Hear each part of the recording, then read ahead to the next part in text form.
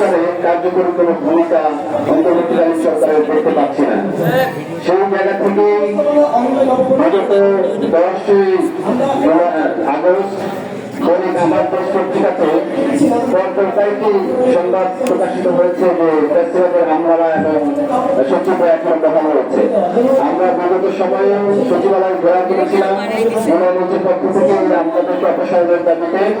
যে আমলারা বাংলাদেশের ফেস্টিভ্যাল কায়েম করেছিল, মাফিয়াতন্ত্র এবং যুক্তরাজ্যের একটা মহা উৎসব চালু করেছিল।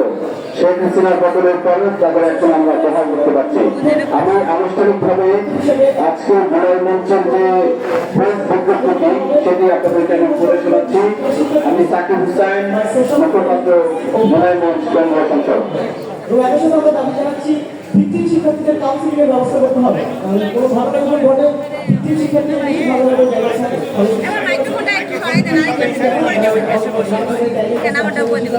তাদের